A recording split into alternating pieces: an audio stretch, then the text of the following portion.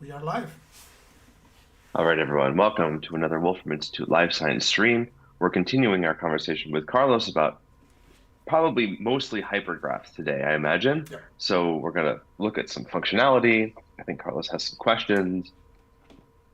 We have Nick and Richard here who will help to field those questions. And yeah, okay, let's jump in. Yeah, Carlos, you know what to do. of course. So So, let's go. Yeah, of course, right. as I said, I will probably have a briefer meeting today, but just to give an overview of how the functionality is coming along, made this sort of progress bars for each of the. Okay. So they're not terribly accurate. As in, there's not like 5 milestones that we're hitting, and then it's like 3 out of 5, but it's just kind of like graphical.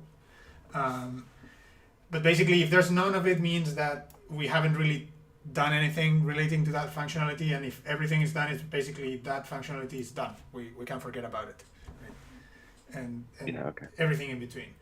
So yeah, I'll basically go over all of this with the examples.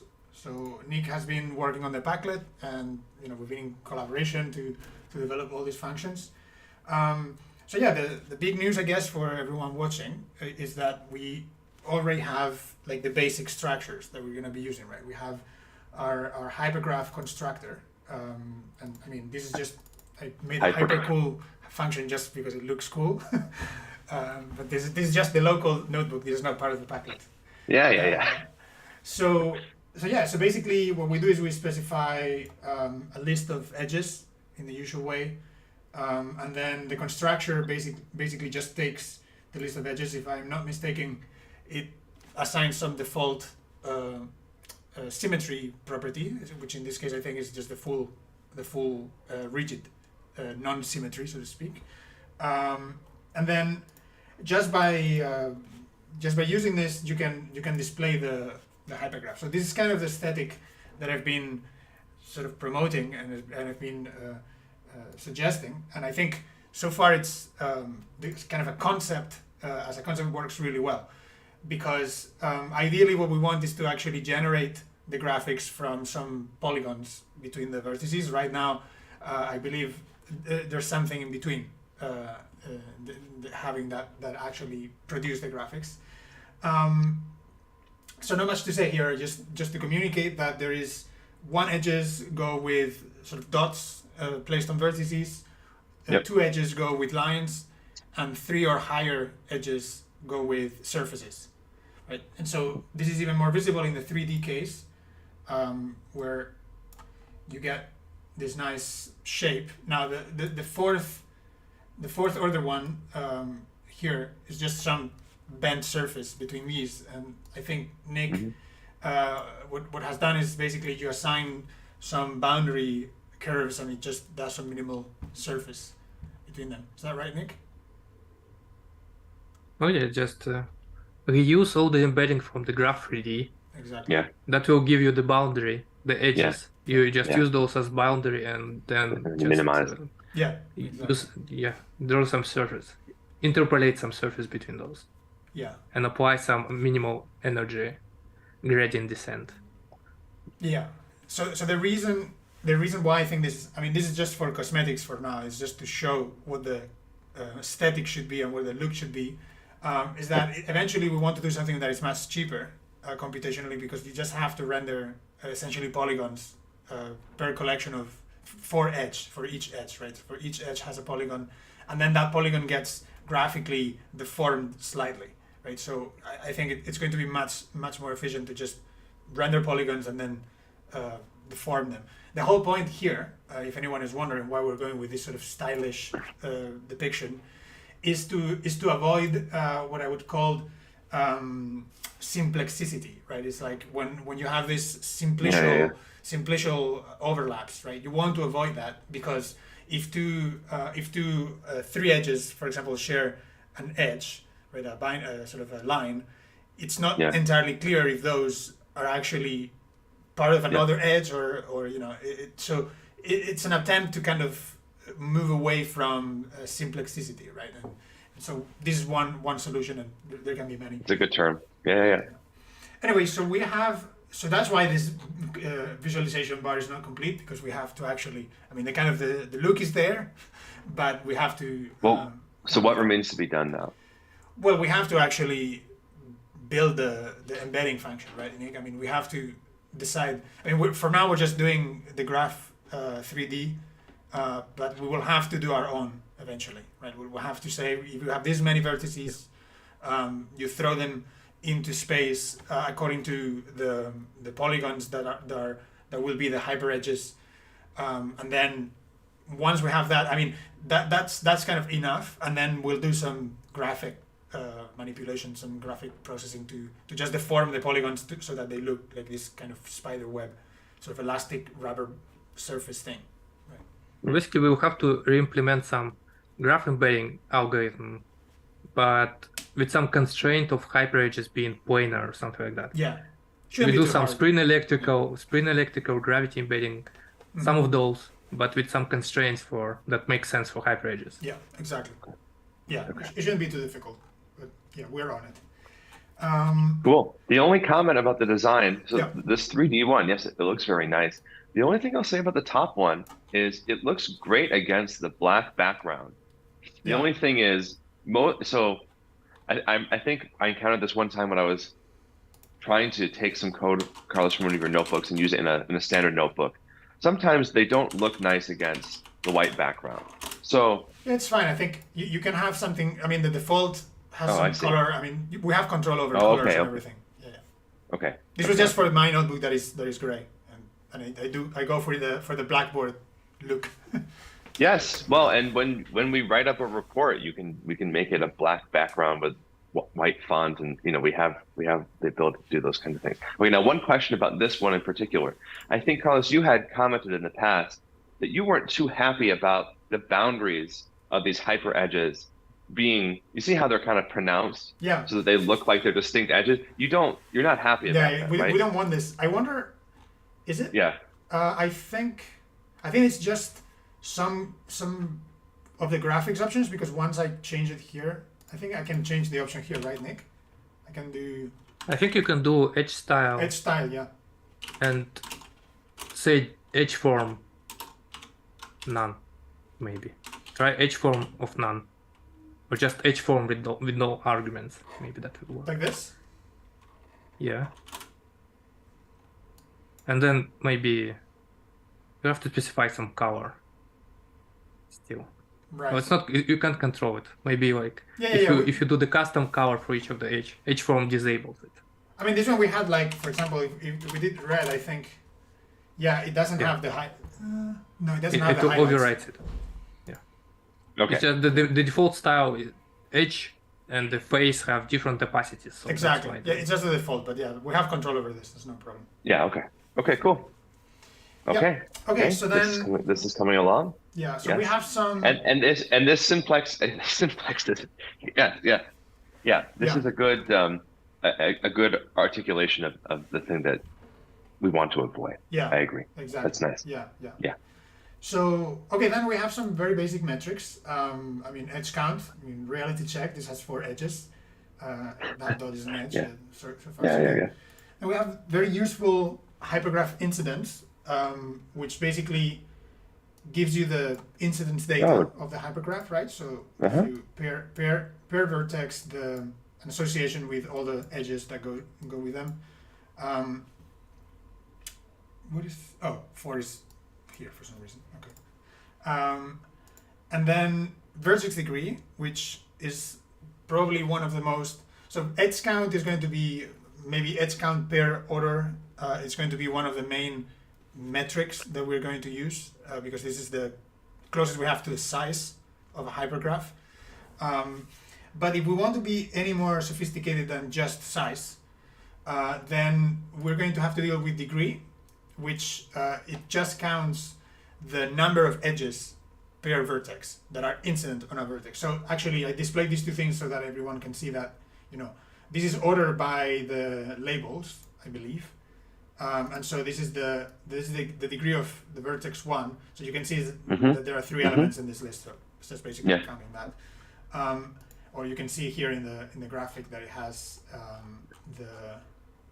that one in Yeah. there. So Yes. so that's the degree. The other thing that we have not done yet, but we are on it, is connectivity. So so counting numbers of neighbors, and the reason we haven't done it is basically because it's not straightforward to generalize from graphs, and we did all the things that were more automatic, that were kind of following through everything that is done to graphs. The reason is because you might be connected in many different ways, right? When you have two vertices, you can ask about the connectivity property of two vertices, or you can ask about the connectivity property of 3, 4, 5, and even if you ask just about connectivity of two vertices, you still have, they share a pairwise length, they share a three-way length, there's all this thing that, we'll just make it some function that has options, and we'll just put everything there, all that information. But there's nothing particularly difficult going on there. Okay, so we also have this nice set of functions already that, giving a hypergraph, give us a array. So this is basically extracting the matrix information from a hypergraph. So we have the hypergraph incidence, and I believe, Nick, this lists the edge labels after the vertex labels. Is that right? Well, let's see. Oh, it's vertex. Oh no, it's Is vertex the number of versus rows. yeah. Sorry, that's right. So we have five vertices, 4 edges, right? Can I do array plot for this?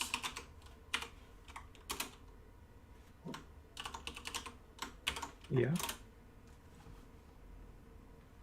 Matrix form would be more clear. Matrix form, yeah.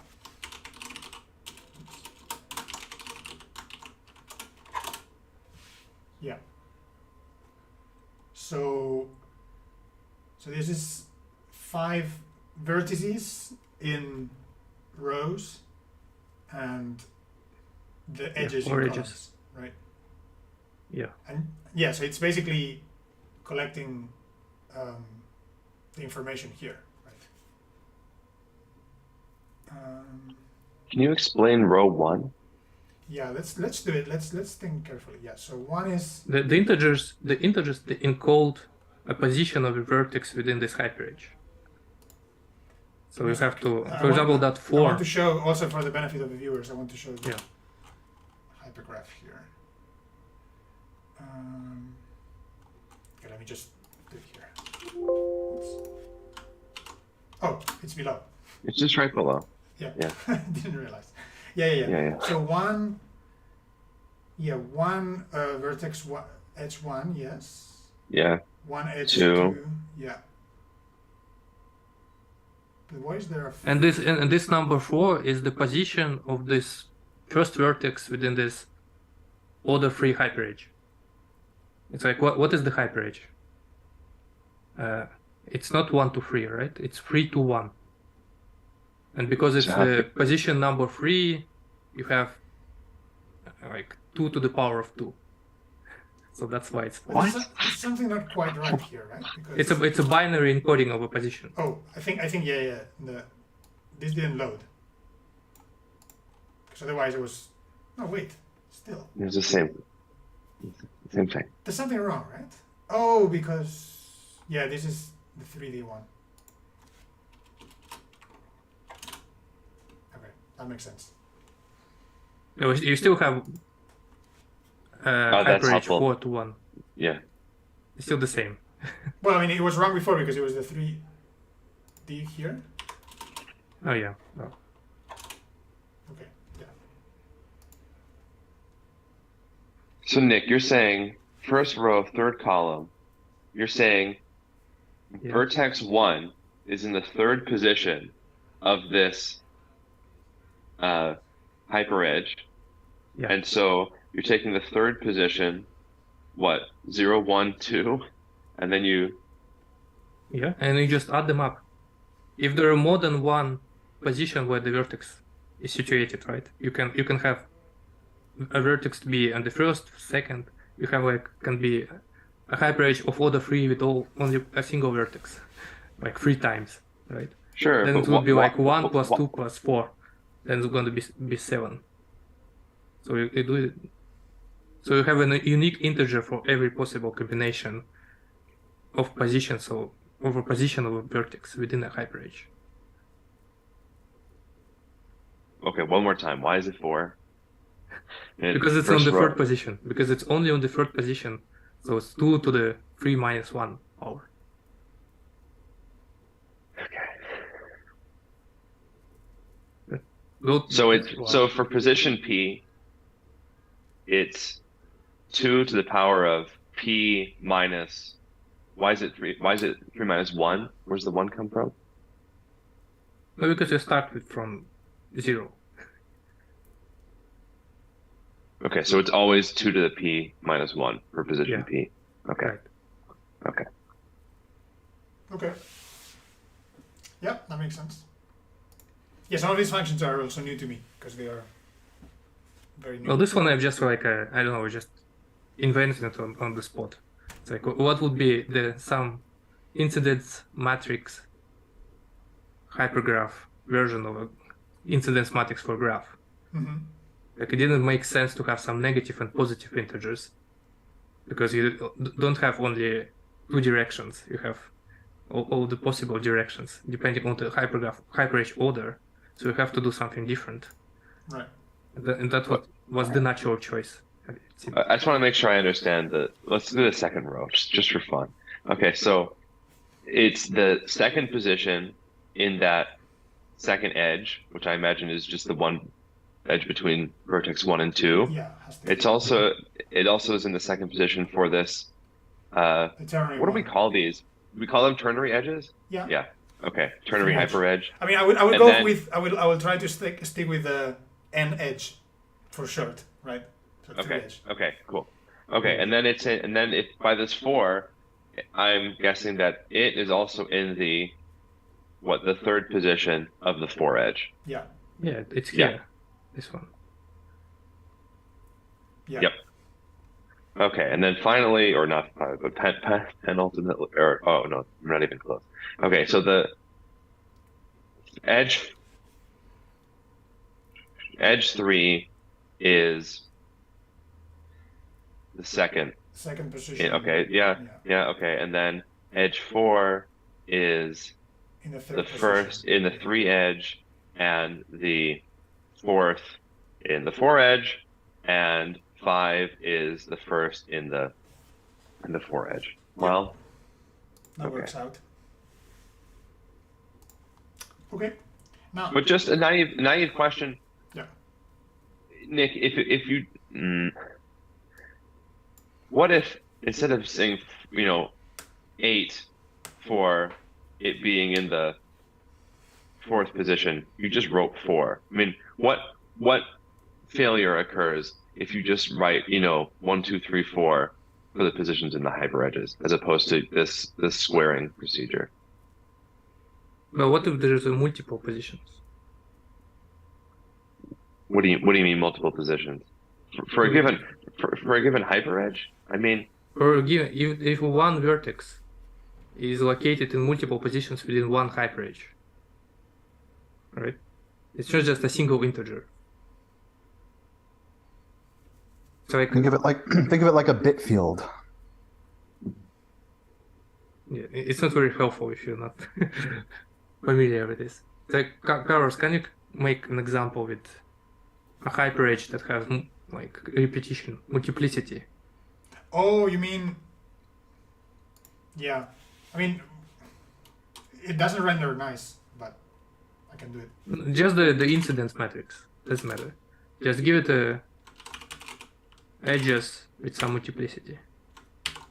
You don't have to make hypergraph, just a matrix. Something like that. Yeah, for example. And you have to have a more list.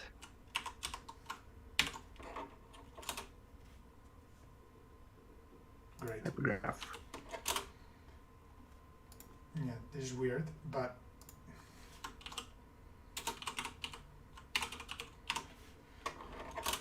and then I do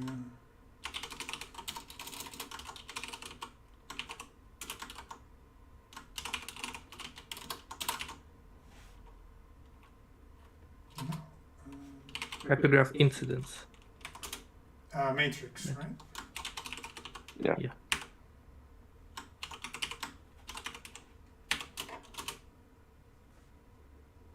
Mhm. What?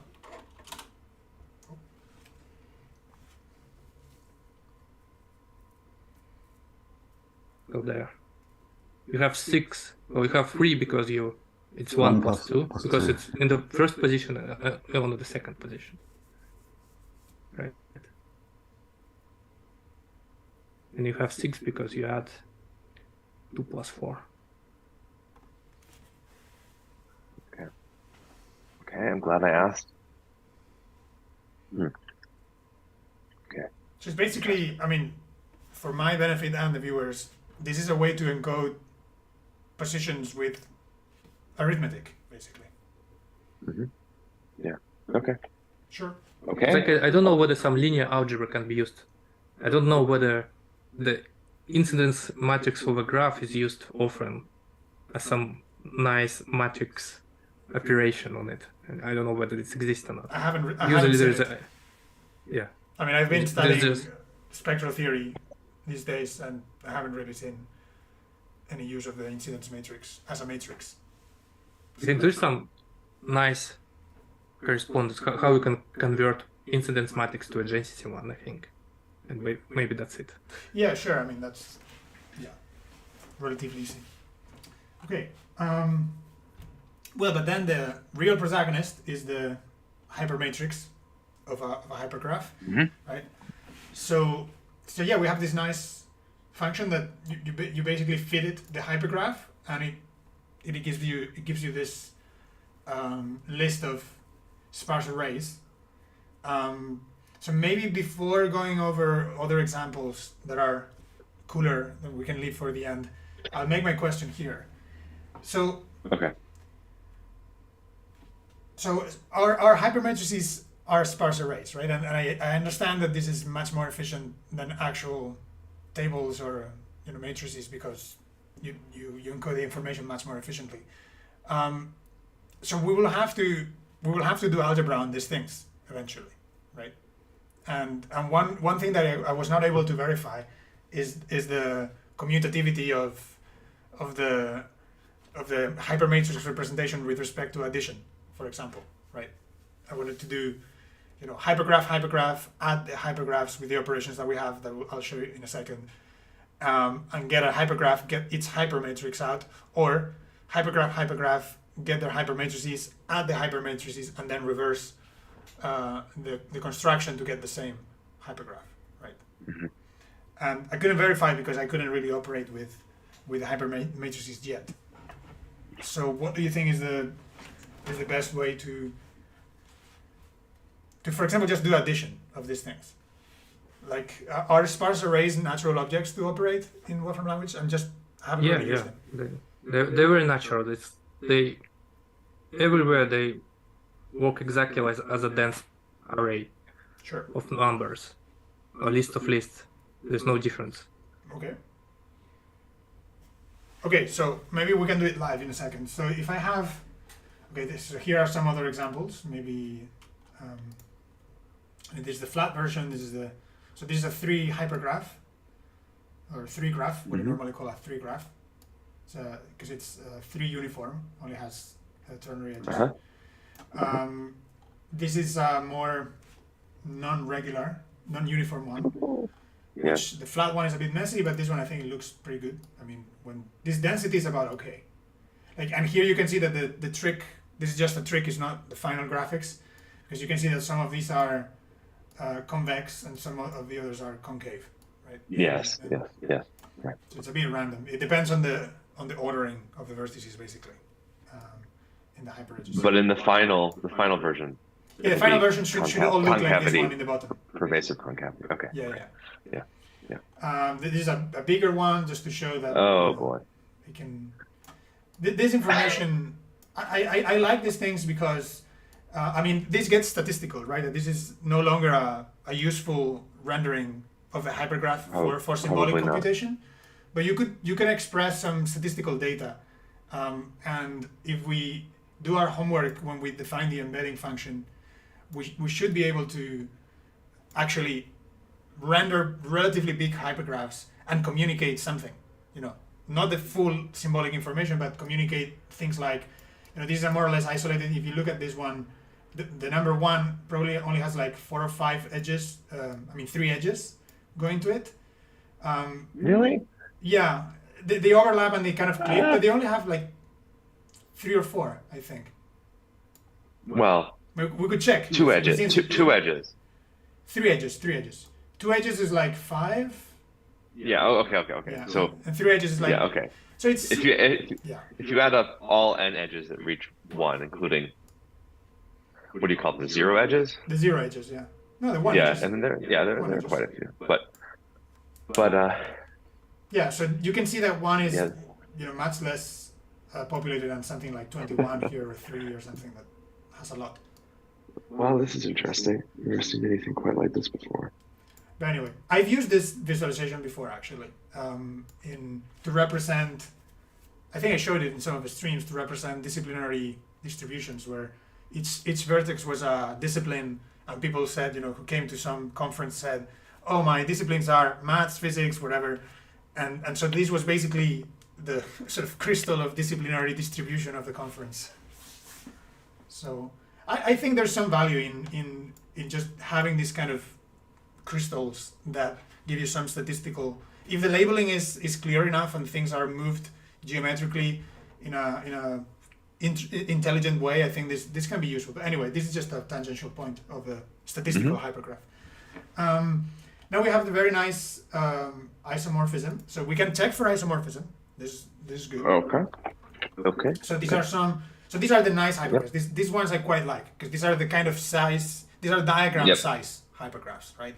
So these are very much like, you know, your SK rule or associativity or like truth for some of the Boolean algebra expressions. I mean, they're going to look like this. These are kind of the size of the hypergraph that we're going to be dealing with. And so we can just check for isomorphism. So here's a case where they are clearly non-isomorphic. So you get false. You get some other two with different true. So Yeah. very good. Now we also have addition, and this is where I was going for the arrays, which basically means you. Well, in this case, because the labels are the same, they're just getting. So they kept track of, right? Like so, if you have 1 up to 6 here and 1 up to 6 here, the vertices don't duplicate, right? So you just do set union of the vertex sets, and then you do multi-union of all the edges on top, right? So to explain briefly what's happening here, I mean, if you see there's the 1 and the 2 here that have only a 2 edge, the 1 and the 2 here have no 2 edge, right? So if you look at the 1 and the 2 here, you can see that there's the 2 edge coming from the first one, and there's the other 3 edges from the second one, right? So you basically just aggregate everything on top. There is no operation. So the way it works is additive union, right? So if you had 2 disjoint hypergraphs, maybe I can show that for illustration purposes. So let me do hype 3 to be.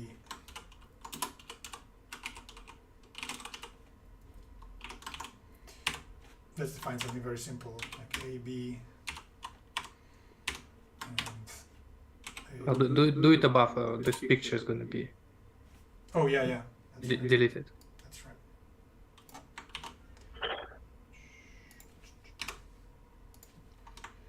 I'll just do it here. What? I'll do B, C, D. And that to be a list. So yeah, so this is the new one. So let me actually. And then if we do this same formula, that I add 3 instead of 2,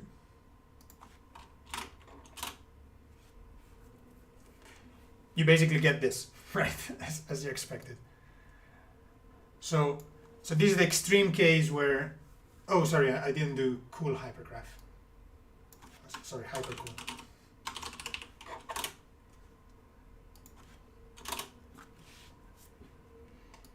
So in the extreme case where vertices are disjoint, right, you get just disjoint union of your hypergraphs, right? So these are the two hypergraphs just floating next to each other. That's what addition does, right?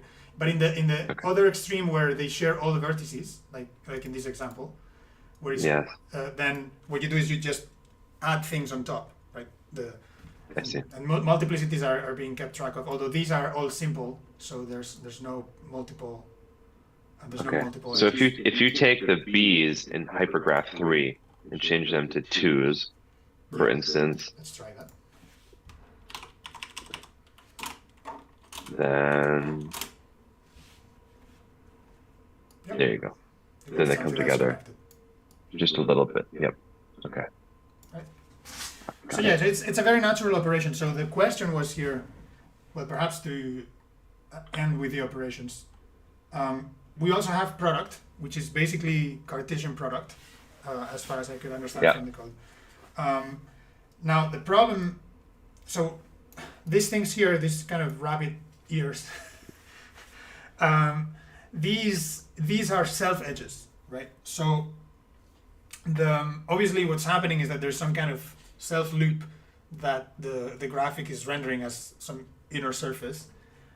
What's the difference between that and just one of the zero edges, one of your little this is spheres? this is just an artifact of the graphics. This is not something that we want to intentionally represent yet.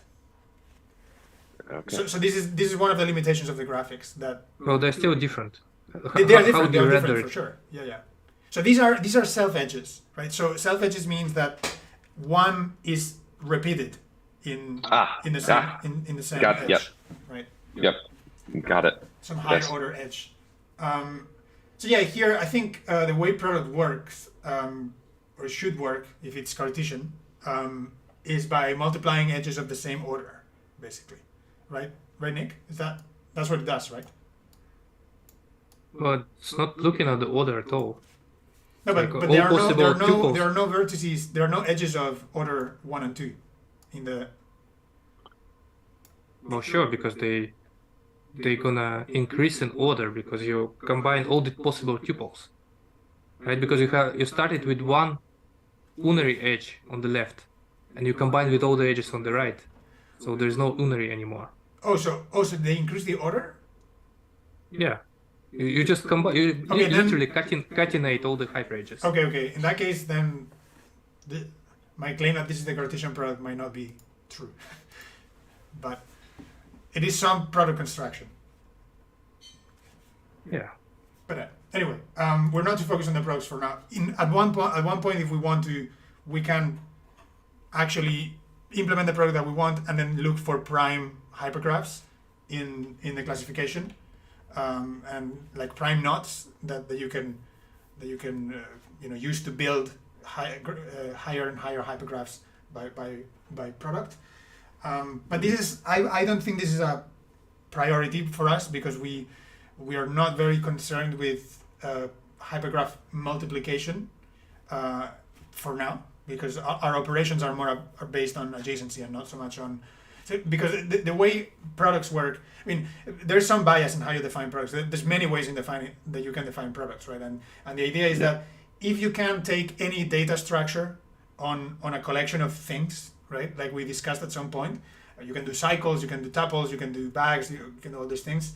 Then you can effectively do the same construction for entire hypergraphs, right? So if you can define a cycle of 3 elements, then you can define a cycle of 3 hypergraphs, and that's going to be a new hypergraph. And if you do things tidily, everything's going to be well defined. And so there's many possibilities for products. I'm not too worried about that now. Now the question that I had, maybe we can end with that and not make it too long, is that it'll be great to be able to say, take this under hypermatrix, right? Under sort of like the hypermatrix homomorphism, so to speak, right? And so you send this to its hypermatrix, you send this to its hypermatrix, and the idea is that if you take the add of these two hypermatrices, you should get the hypermatrix of the add of the hypergraphs, right? So the question I had, Yes. it's not a difficult question, it's just that we have to decide how to do it, is how do we implement hypermatrix algebra if we're doing this sparse array? I mean, I wanted to know. Well, they kind of should work. It's almost trivial to do. Maybe it's going to be like a separate object for hypermatrix that represents this list of cubic arrays, right? Yeah. Because that's what it is. And then the just operation of addition would be a usual addition of arrays, but you have to group all of them first by the rank. Yeah, my question. array. Yeah, for sure. I mean, that's the trivial part. But my That's question it. is, can you? I mean, are sparse arrays? This Yeah, is you can add. you can add them already. Yeah, sure. Okay. You can add them already. So if we do. Why don't you try it, Carlos? I was gonna say, like, we can just try, right? Yes. Yeah. So let's try with this one. So if I do a hypermatrix, so could I just add the two hypermatrices? No, that's not gonna work unless they have an exact the same kind of order ranks. But this is gonna work for this example, right? Because they are both 6 Maybe. vertices. I think yeah, they should work. Yeah, that's why I was gonna test it for this example.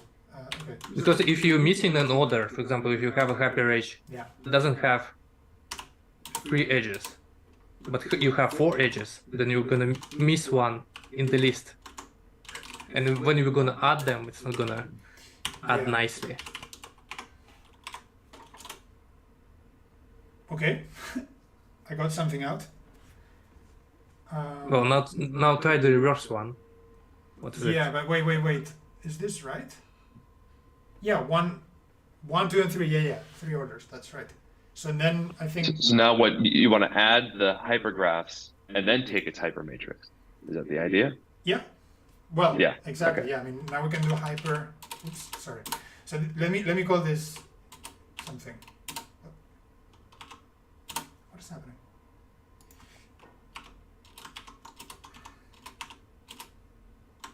Well, you can start with equality because start with the name. I And then, think there's some sort of keyboard problem. Yeah. well, if you start with the equality, then it creates Yeah. this Wolfram alpha. And then y. It's hyper matrix of 1. Or you can make a graph out of it, right? I have a reverse function. Yeah. So if you make a hypermatrix graph of x, it should look exactly as Yeah. the third one. Well, you can do both. You could, yeah. Okay. Yeah, this is looking good. I mean, I can just check, right? Yeah, you need to evaluate X though. Yeah. Yeah. And then The third array is not an actual array. It's just a substitution. Ta-da! it checks out. Good. That's beautiful. Yeah, and then let's reverse it. So is it Hypermatrix graph. hypermatrix graph? Yeah.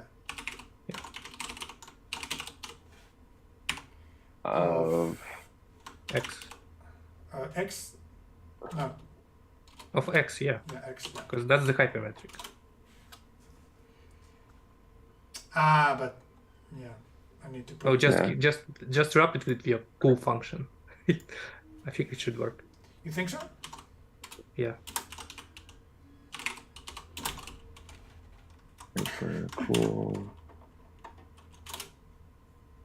Nice. Ta-da!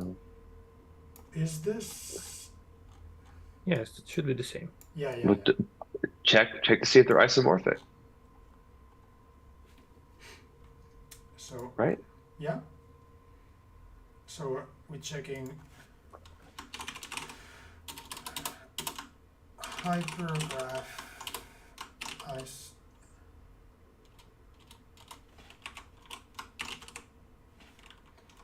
isomorphic hypergraph Q of this guy and the other is the sun, right? Yeah. What is wrong with my keys? We're doing 1 and 2. Fingers Right? Yeah. Fingers crossed. Ah! What's going on? Something's not. Why not? So I'm not sure. wait. Let me just.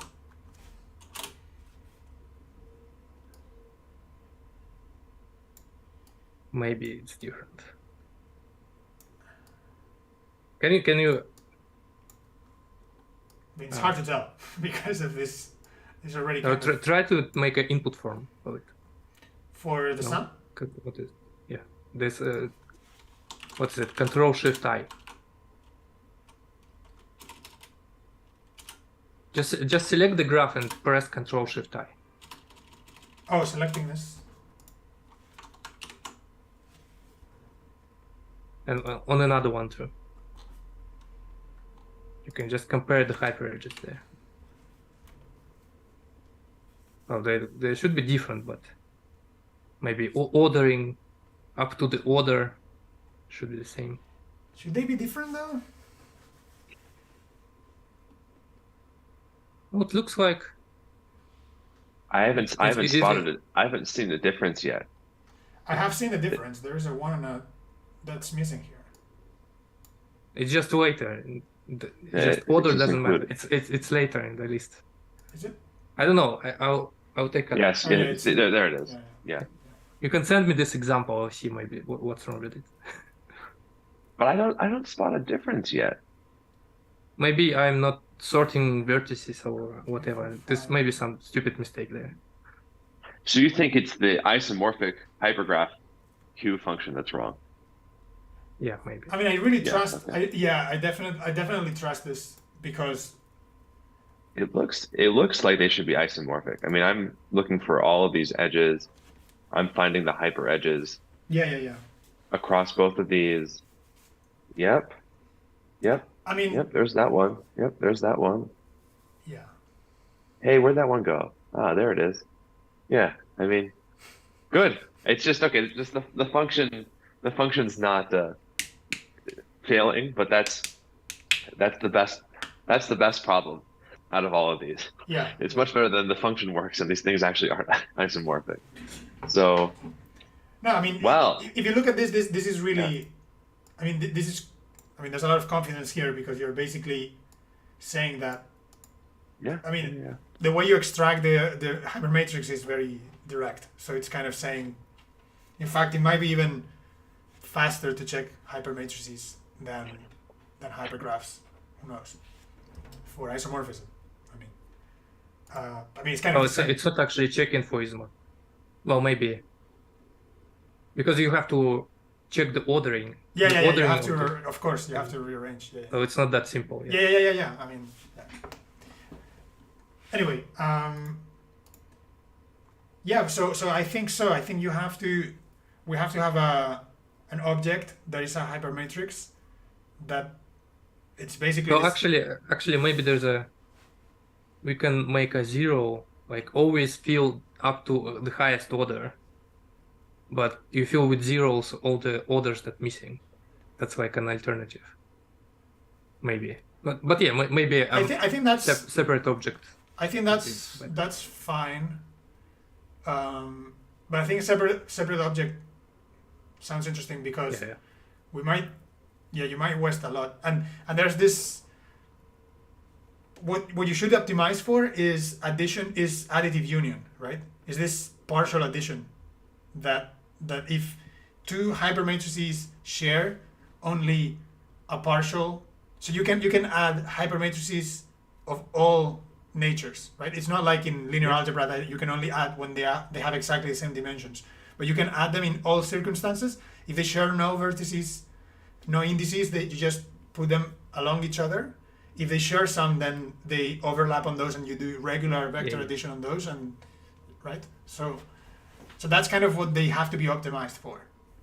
That sort of, and then once we have that, there's this entire business, which is the next step, I guess. Okay.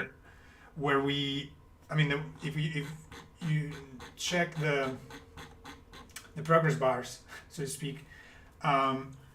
It's basically this embeddings and motifs, right? So we need to be able to operate these hypermatrices according to some arbitrary operations that we specify, and there are many ways to specify operations.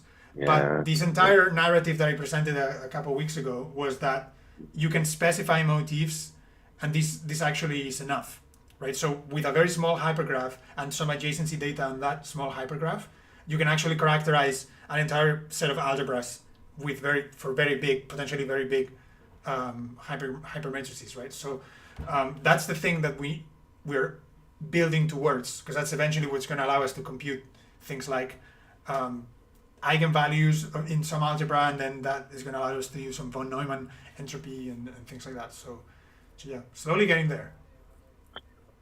Good. What about the metrics? I see that you have 2 green checks for the metrics. We have the basic ones, right? We have edge count and we can, I see. Yes. Yeah. Okay. And we have the degrees. I did mention this at the very beginning. We have the degrees, which to me are the second most relevant after just the counts by order. The second most relevant are the degrees, which is kind of the distribution by vertices, right? The counts by vertices, and then we could do connectivity, right? So the number of neighbor, so the neighbor properties in hypergraphs, but these are much richer and less sort of single value. And then, yeah, I mean, those are I think those are the basic metrics. At the moment, we don't really need more until we actually have operations that give us this. So something that maybe should be mentioned, which that's what I've been reading, like all the theory time I've spent in the last few days has been spectral theory, just reading up spectral theory. And one of the things that's interesting is that spectral theory is particularly nice when you interpret traditional graphs. So 2 graphs for us, you interpret them as diffusion models, right? So a distribution of values on each vertex is some kind of storage of stuff, right? And so for us, it's natural because for us that's actually a 1 graph, right? A distribution on vertices for us is a 1 graph, right? And so the information of a 1 graph is like a distribution of stuff. The information of a 2 graph is the connectivity between the stuff, right? And basically multiplying the adjacency matrix times the vector of stuff, right? Which is the one graph information, right?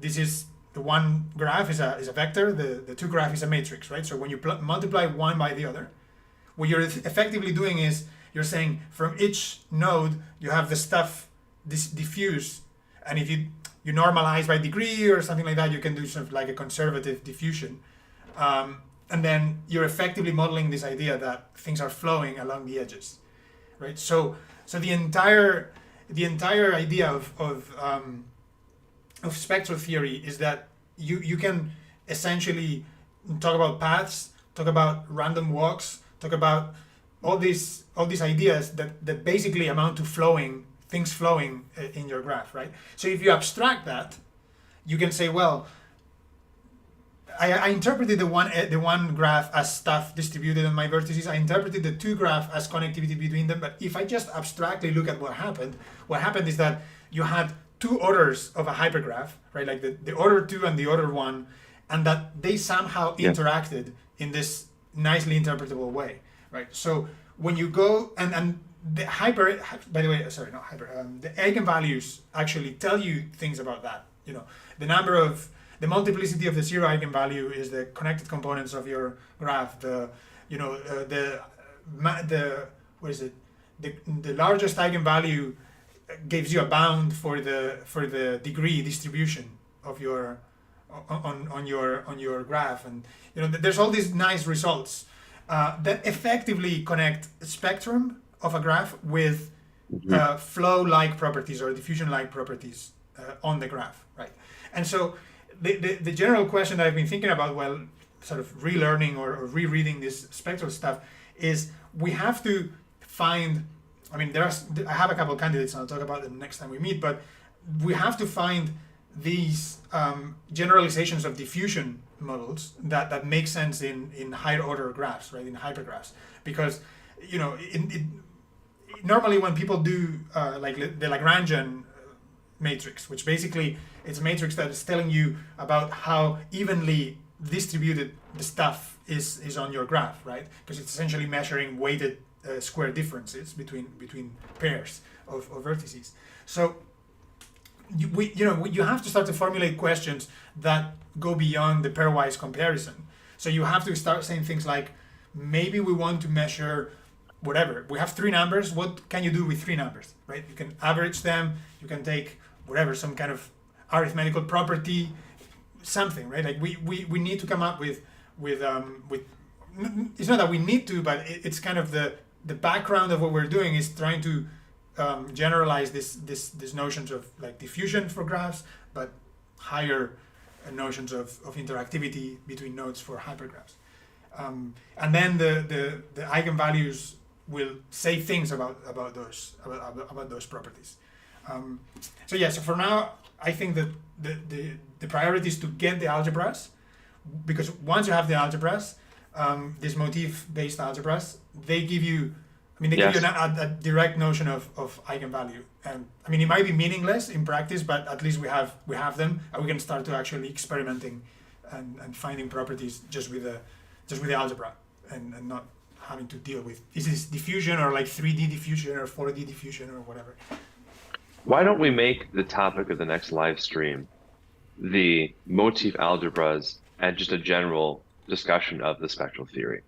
That's probably the next thing to do, right? Yeah. Okay, cool. Sense. Okay, cool. Motif, yeah. Well, I think you said something about this taking half an hour, but we there were many results to show, so this took a full hour. Well, I mean, yes, there are still many of these triangle exclamation point symbols, but this collaboration between Carlos and Nick, you two, this is coming along quite well. I mean, it's nice to see that the functions are interoperable, and the design is getting close to being quite presentable. So, and it's pretty this cool. is it's very cool, and it's a much nicer treatment of hypergraphs. So, yes, this is a good, proud moment for the Institute. Yeah, well I done, agree. guys. And in fact, I mean, one thing that now that you mentioned that, when you type in, and it's completely, I mean, you already have the suggestions with like Wolfram Institute. Good. Aha. Yes. Well, that's an instance in which it's good to see our name pop up there. Yeah, yes. exactly. Anyway, I'm very happy with this, by the way. Yeah, so the collaboration is great. Yeah. I mean, Nick is a wizard, and he's amazing. he's mostly, but he gets tired of hearing that he's amazing, but it's still true. So we are mathematicians. Yeah, I know. That's why I just make fun of Nick now. I used to compliment Nick all the time, and he got so tired of it. So. But yeah. Well, all right, not guys. to pick on someone, but Richard, I've seen you making thoughtful faces throughout this. Is there anything that came to mind that you wanted to bring up? No, really. The diffusion stuff had come up in a few of the papers I'd found. I just put one in the server, which looks kind of interesting, to do with Laplacians on hypergraphs. Oh yeah, I've read that paper actually, some months ago. Yeah. All right. Yeah, that's yeah. I'm aware of this stuff, but I'll reread it and I'll have a check. Because the problem with the diffusion stuff is that most of the mathematicians working in spectral theory of hypergraphs don't care about what it actually means, and most of the people who work with hypergraphs, like higher order networks and things like that, don't know any spectral theory like in depth or any algebra, right? So there's this kind of empty space in between that we can definitely contribute to, and yeah. But yeah, next time let's talk about this in detail, because this is a subtle. Yeah. This is a subtle topic. Makes me think about random walks and things. Yeah. That's That's paper. what they. That's what they do. Yeah, for sure. Let's talk next time because Quantum blocks. this is a subtle topic. It's not Okay. it's not an easy thing. And by the way, for people who, find this hyper matrix treatment to be foreign, my God, I've never even heard of these hyper matrices. We're going to hold like a kind of a colloquium on hyper matrices. So we're organizing that in the background. You'll hear some announcement about that soon. That'll be held sometime in kind of early mid-March. So we're going to start holding colloquia on topics that are ones that are of common interest to some kind of greater community of collaborators. It won't just be things that only we happen to think about, but we'll try and pick topics that are, I think hyper matrices are really good, like kind of first example of something where there are people who work on it. Yep. There is some good literature for people to read. It's essential for what we're doing, but for whatever reason, it hasn't been picked up enough. I mean, I was reading this thing by Nang on, a kind of a ternary version of GLN. Yeah. A third order. I mean, it's like, oh my God, Łukasz and I do all this Langland's research, which in the end, you're really pushing towards GLN. The notion that there's like, yes, of course, you go with higher order versions of GLN. What does that even, Yeah. what are the implications of that? I mean, that's quite exciting when you're confronted with these generalizations and they generalize something that you realize in hindsight you had kind of taken for granted. You would never, there was a knob that you had never adjusted. Oh my God, ternary version of Yeah.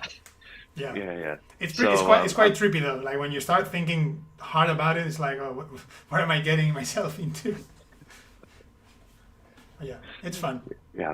It will be So fun. anyway, so for people who are interested in that, you can ask us questions on our Discord. You can ask questions on live streams about it, but we'll be holding some nice colloquium on that and further kind of such topics. We'll do one on something related to what Carlos is doing and Łukasz and Nick, et cetera, et cetera. So anyway, Yep. Okay, well, this has been fun. And yes, I mean, I've been looking forward to having this more thoroughgoing discussion about the spectral theory, the motifs, et cetera. So this was a nice kind of functionality exposition meeting. The next one, I imagine, we'll be pulling out the tablet and we'll be doing kind of formal math again. And I really like the fact that this project is becoming rich enough now that we have different kind of tones of meetings. There's like just functionality review meetings. There's like just math formalism meetings or kind of strategy meetings. This is great. Yeah, I'm really enjoying this project. All right, guys. Yeah. Well, I agree. I mean, this tempo it keeps you in balance, right? Like never going too far, like stuck. And I'm stuck with math. I start to render some stuff. I talk to Nick. We have a meeting. We look at some graphics. It's great. I mean, it really works well. I feel like I'm at my best in productivity. Good. All right. Well, thanks, guys, and talk to you soon.